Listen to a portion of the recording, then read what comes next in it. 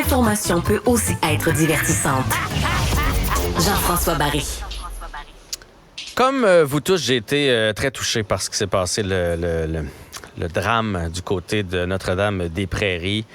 Je veux pas revenir puis parler de ça encore et encore, mais je veux m'intéresser à l'homme. Comment va l'homme aujourd'hui dans notre société? Parce qu'aujourd'hui, dans les différents quotidiens, tout le monde y allait de son opinion. C'est de la faute des hommes. Il faut que les hommes consultent. Pourquoi les hommes veulent pas consulter? C'est quoi cette masculinité-là?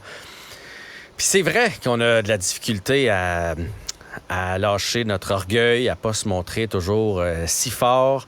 Mais en même temps, j'ai l'impression que si j'avais demain matin à chercher de l'aide, je ne saurais pas où chercher. Il me semble que c'est plus sexy, plus commun d'entendre des maisons pour femmes, des endroits où est-ce que les femmes peuvent aller se réfugier si ont besoin d'aide, alors que chez les hommes, on dirait que c'est encore très tabou. Aujourd'hui, dans un des papiers, on parlait de Entraide, une maison pour hommes, et j'ai donc décidé de discuter avec Geneviève Landry, qui est DG de l'organisme Entraide pour hommes. Bonjour, Madame Landry. Bonjour, M. Barry. Est-ce que c'est une fausse croyance ou j'ai l'impression qu'il y a moins d'endroits pour les hommes, il y a moins de ressources pour les hommes?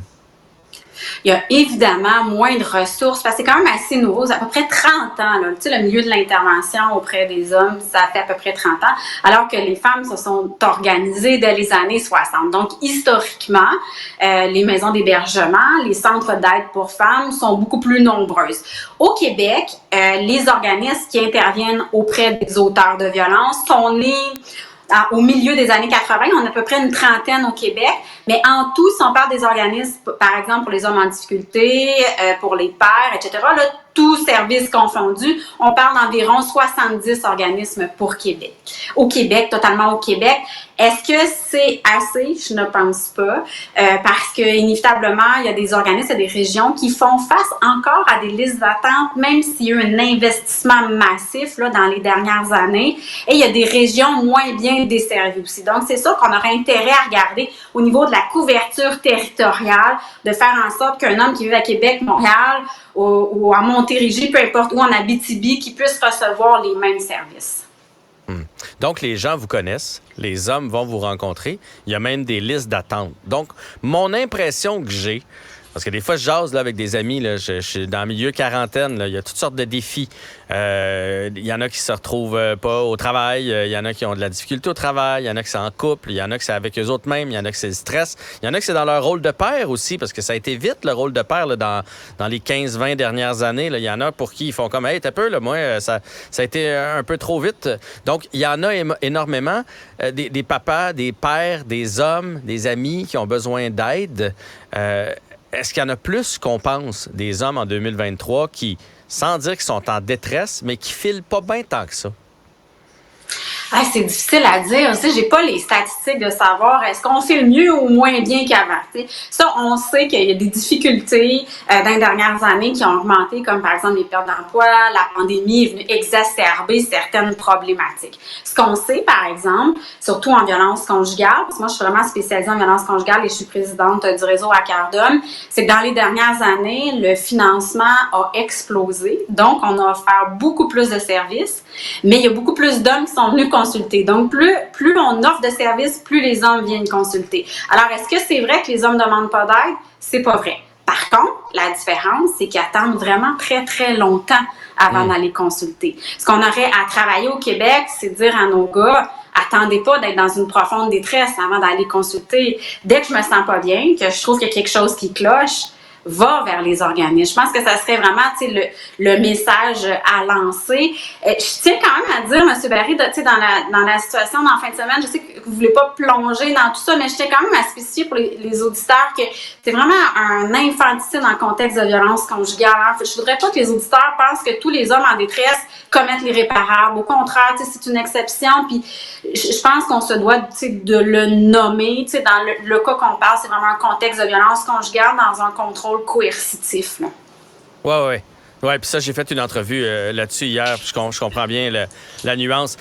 Chez les femmes, moi, j'ai l'impression qu'on a plus de mots. On a beaucoup parlé dans les dernières années de la charge mentale. Tu sais, que les femmes, le travail, la famille, ça leur revient, la maison, tout ça.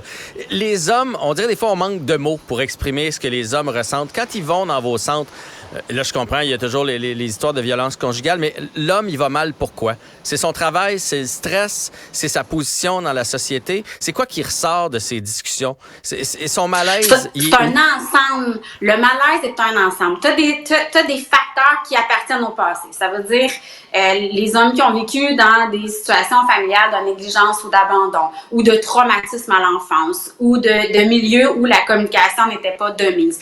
On voit chez ces hommes-là une plus grande fragilité quand ils ont une difficulté d'attachement. Ça fait que là, il y a des choses qui appartiennent au passé. Il y a des choses qui sont circonstancielles. Ça veut dire, et on voit chez les hommes ce qui est plus difficile, rupture amoureuse, perte d'emploi, difficulté avec la garde des enfants. Donc, il y a des circonstances qui viennent ajouter à la situation et il y a aussi ce qu'on appelle des composantes psychologiques. Donc, si je suis naturellement quelqu'un qui est immature affectivement, qui a de la difficulté à résoudre mes conflits, que spontanément je vais réagir avec agressivité quand j'ai une frustration, ça va venir augmenter mon état de détresse. Donc, composantes du passé, composantes circonstancielles et ce que je suis là, dans mes composantes psychologiques. Donc, c'est tout ça qui fait qu'une situation est plus difficile pour un homme. Et évidemment, vous le dites, les hommes ont moins de mots. Moi, on a longtemps éduqué nos garçons comme étant des bons guerriers. Tais-toi, sois fort, sois performant, reste debout, mets-toi une carapace. Donc, c'est ce qu'on voit.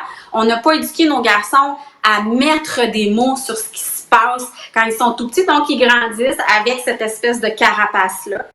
Face à l'adversité, mais là, on n'est pas capable de mettre des mots. Donc, le travail qu'on fait avec les hommes, c'est des outils à la base, vraiment des outils de qu'est-ce que je ressens dans mon corps, quelle émotion je vis, c'est quoi la cassette noire que j'ai dans ma tête, qu'est-ce que je vais mettre en place pour changer mes comportements. Donc, effectivement, il y a tout un apprentissage du monde émotif et des habiletés de communication là, à faire avec eux. Oui, puis il faut être à l'écoute de ces hommes-là qui vont peut-être des fois l'exprimer. Oui. Là, je parle pas dans les centres, je sais que vous êtes à l'écoute, mais dans la société, là, si quelqu'un l'exprime un peu croche, mais il est quand même en train d'essayer de vulgariser quelque chose. Peut-être que ça sort pas avec des beaux mots, peut-être que c'est plus en baboune qu'en larmes ou en colère, mais il faut quand même prendre le temps de l'écouter. Est-ce que des centres comme le vôtre aurait pu prévenir un drame comme il s'est passé en fin de semaine? Bien sûr. Est-ce que avec vous auriez eu la sensibilité de voir que c'est quelque chose qui se prépare? Tous les intervenants qui font partie du réseau Accardum, là, qui interviennent auprès des auteurs de violences, on est formés pour évaluer le risque d'homicide. Donc, c'est certain qu'on y va par gradation. Là. Fait qu'on part du rupture amoureuse difficile et là, on descend dans notre grille. Donc, on est tous formés et on est très, très attentifs à ça. Donc, inévitablement, nous, dès l'appel téléphonique qu'on va faire cette évaluation-là, pas avec un questionnaire, tout ça, là, ça reste accueillant, mais on va avoir cette sensibilité-là. Et on va inévitablement faire l'appréciation du risque. Et lorsqu'on fait face à un risque imminent, c'est-à-dire un risque qui pourrait se produire dans les prochains jours, à partir de ce moment-là, on ne reste pas seul avec ça. Il y a d'autres partenaires qui sont inclus dans la réflexion et on va mettre en place un filet de sécurité. Donc, à travers le Québec, il y a ce qu'on appelle des cellules d'intervention rapide qui sont là vraiment pour prévenir un homicide quand on fait face à une imminence. Merci pour cette entrevue. Et ce qu'on retient, là, le message aux hommes, avant que le presto saute, là, avant d'être rendu au bout du bout, c'est le temps de consulter. Attendez pas là, d'être rendu, que ce soit la dernière voie d'accès, c'est les centres sont là pour vous aider et de prendre le problème à la base, ça va être beaucoup plus facile. Tout à fait. Et demander de l'aide, c'est fort. Donc, on n'hésite pas. Pour connaître les ressources, on a juste à aller sur le site internet accardum.com dans l'onglet « Besoin d'aide ». Geneviève Landry, DG de l'organisme Entraide pour hommes, merci pour cette belle discussion et à bientôt. Merci à vous. Merci.